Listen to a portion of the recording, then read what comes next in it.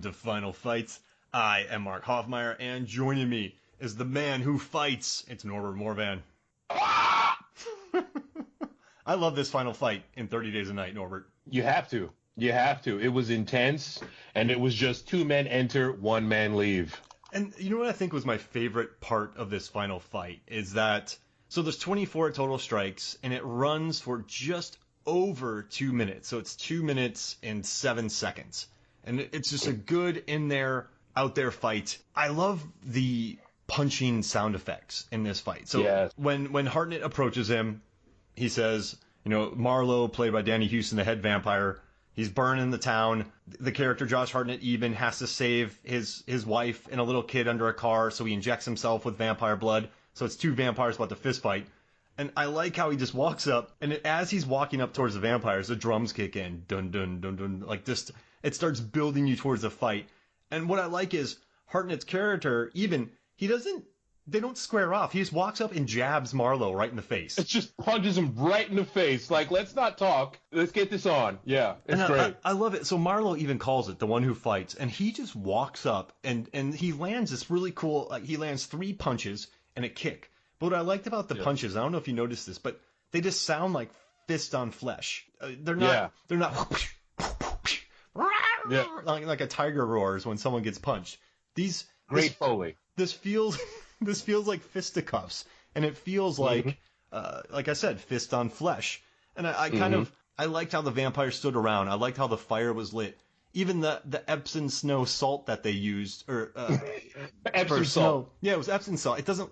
The snow in this scene doesn't look terrible. It can't be as sticky as possible because there's all the fire. And if you had all that fake snow, it'd just be a mess. So they used the Epsom salt on that, which he did get into his eyes and it burned real bad. That was horrible. Yeah. And I was thinking that, yeah. And one of the actors would take some every night and put it in the bath. So they were scooping Epsom salt from the set and using it for their baths. Just want to let you know that. But it's so relaxing. I just really appreciated how fast and furious this fight kicked off with that opening combo. What were you thinking when he just let out that jab into Marlow's face? Listen, sometimes in Brooklyn, this is what happens, We call it beef on sight, okay? Yes. It's called beef on sight. So there are times, somebody says, for example, because it's the 80s, your mother this or your mother that. So talking about your mother or perhaps stealing, these are causes for beef on sight. And in the case of 30 Days of Night, this vampire has killed everyone he knows and loves, is threatening his wife and a small child, and oh, by the way, has set fire to an entire town. These are criteria for beef on sight. And so the time for, speeches and when I'm finished with you, your face is going to be hamburger. No. Punks jump up to get beat down. Brand Nubian. You're going to get punched in the face. Let's get it on. Great. Ballsy, if you will. And I love that you said that too, because I was a bouncer for years in a college bar. Then I also worked in other bars in Florida.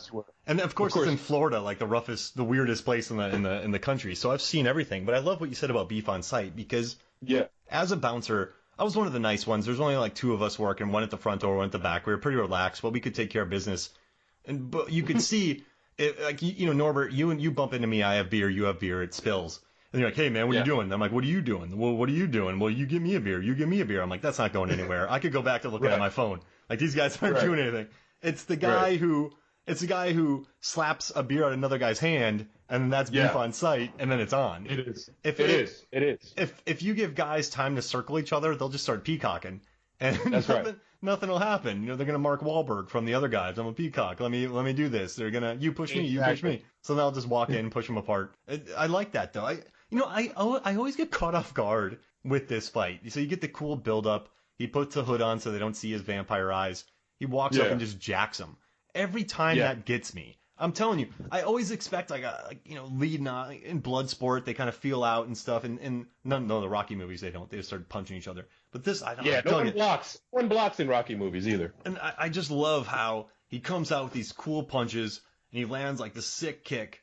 And then I dig how they charge each other, and then he throws him on the truck, and Marlow just starts slamming Eben's head into the truck. We're talking thunk, thunk, thunk. And I felt it when every thunk. I just went, that's a broken nose. Yeah. And then eventually Hartnett gets thrown to the ground. And there's a scene. So Hartnett did his stunts in this movie. You watch the behind the scenes, and he's on the wires and everything, which I thought added a lot to the fight because he's a big dude and he was young. He could pull it off. But there's a scene where Marlow throws Hartnett to the ground, and it looked like it hurt. How many times do you watch films and just think, oh wow, that throw hurt? Do you ever feel that? You know what, man? Having grown up on Channel 5 Kung Fu back in the day in the 80s, oh yeah.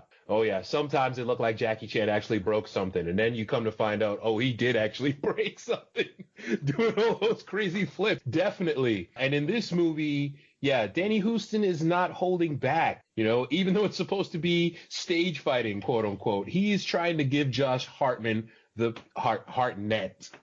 He's trying to give Josh Hartnett the business because, again, all criteria of beef on sight have been met. You know, egregious insult.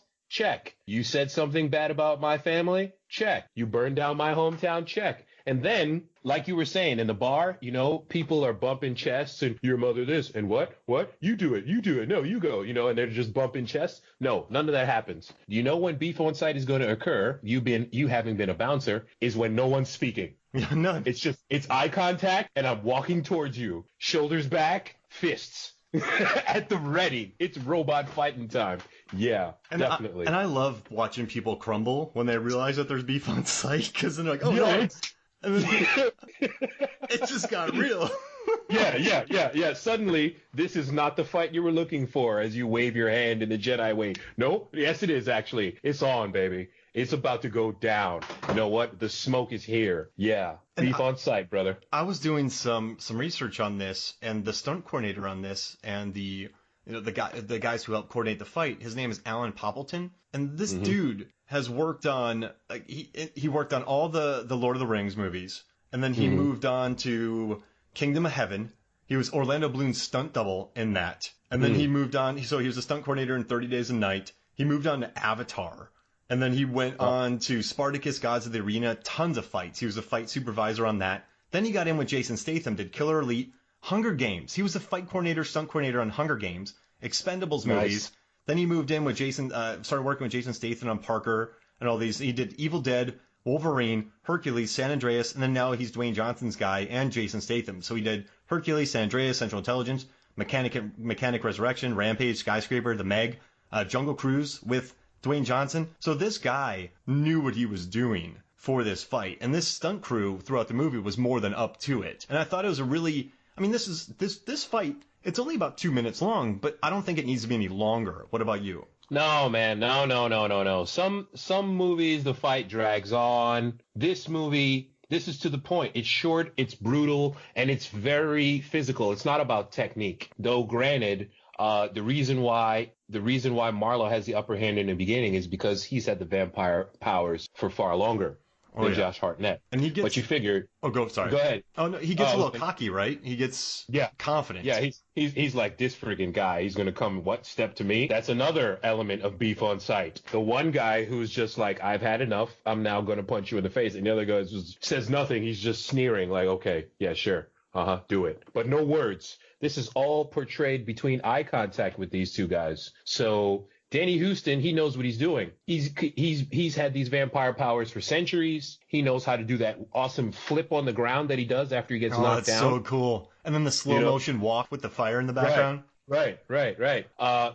This fight reminds me of how Terminators fight, in that they're robots. So they're not just trying to punch you in the face to cause concussive damage. They're taking your entire body and just slamming it into things because they're trying to break multiple bones. They're not trying to knock the air out of you. They're trying to break something. So this entire fight, Marlow is trying to break something. He's not trying to kick you in the nads so that you can, he's not trying to go for the eye gouge. He's trying to tear your spine from your body, and it is so dope. And I love when he walks up in that slow motion up to him. Hartnett lands a pretty cool 3-punch combo, but we get a nice callback to where earlier in the film, one of the vampires takes someone's hand and hand cranks it, and they're really good at. And then he does that to Hartnett, and he basically breaks another awesome hand crank, and then he backhands the living daylights out of Eben. And I liked when Eben's on the ground. Marlow, Danny Huston, does some really weird stuff where he slices his face. He does a slice on Hartnett's face, but then he also does this thing. I don't know if you caught it, where he takes his right arm and like left arm and he does a cross and then he slashes back. Like with his nails, he was looking just to decimate even Hartnett's face. Like he wanted with those scratches to just unloose all the skin from the dude's face. It's a brutal move, and I like that in the choreography. Well, it's because of you know how what is it? One of the big things in True Blood, for example, is about how you're not an original pure vampire, and also Blade. You're not a pure vampire. You've been turned, whatever. He takes the time. After he gives him a couple of good blows, Marlow takes the time to grab Hartnett's face and be like, wait a minute, this cat is actually a vampire? Yes. He's not. Like, no. Oh, and that is the portion of beef on sight that we categorize as, oh, no, you didn't. Yes. Okay. So he looks at him and he takes the time to part his lips and look at his teeth and look at his eyes like, oh, no, you didn't turn yourself into a vampire. And the slash is the equivalent of the backhand slap in other films, as in, I don't even respect you enough to hit you with the palm of my hand, And when you have these 3 to 6 inch nails that you can clearly use to not only scratch your back, but maybe just instead of peeling an orange with a knife, you just go around it in a circle. You got to use them. And so this is disdain. This is hate with no word, because Huston is awesome. Oh, it's such a good physical performance. And it just seems, I like how well we've talked about the rest of the movie before too, and I just like how well thought out that is. He wants to pepperoni Hartnett's face. And I like that. I like that pepperoni. he wants, and I like that the punches that Hartnett lands are almost unexpected. I mean, Marlow, I don't think ever expects that a dude is just going to walk up and chin check him. He's not. No, not at all. He's not expecting that. And that's kind of how I dug it. And I also liked in the fight how he put the hood on in the beginning to kind of hide himself. And then he puts the hood down, he's swinging, but then the hood pops up back on his head and he has to push it down. So this hood that he wore out is kind of being a hindrance. But there's a lot of neat little touches in the brawl. You can tell that both the actors were involved in it. The stunts work fun. I mean, I like the face kick. He basically moves like a clock hand. Where That's right. He goes from like 3, his head goes from 3 to 9, essentially. No, like it's, or the equivalent. Or no, his head goes from 9 to 3 on the clock, and I really dug that about it. And the finale of the fight, I know it was CGI heavy. You can't do that without CGI, but I like it because Eben's fighting for something more. And throughout the course of this film, Eben had bettered Marlow. When they flipped the car, Eben got away. When they attacked him, he used the UV light from his grandma's pot operation to kill his partner. For some reason, Eben is kind of his kryptonite, and we talked about it before. Where do you think like Eben represents everything that Marlow's not? They're polar opposites. Yeah. Marlow's a nihilist. Marlow's a sadist. Marlow believes in nothing. Eben believes in something. Yeah, totally. And he just keeps getting the better of Marlow, and it ends with just a gigantic punch through those shark teeth and in the back of the head. I mean, it's cool. I mean, of all the places you could do that, I guess that's the best opportunity. He's open wide, and you just punch right through it. I don't know. What did you think about that sudden end to the fight? Did you like that? It's the disrespect. The whole time, the entire fight, Marlow signals that he has no respect for this guy as a human, and now that he's a vampire, like, you're not my equal. Yeah. I can't believe that you would actually do this to yourself and think that you could step to me. That's an 80s phrase, step to me, by the way, as in you step forward to fight me. So this guy steps to Marlow. He's like, come on, son. You can do no, really? You're gonna fight me? So that's why he does the Raiden jump at the end to try to kill him, and he thinks, okay, I'm just gonna flatten this dude into the car. And then Eben remembers, oh wait, I'm a trained police officer. I actually do know some fight technique. And so he plants that back foot before he gets that punch coming, man. And he just gives it his all. You got to see through the guy, like Tommy Lee Jones said in Batman Forever. Commit yourself. Punch through him.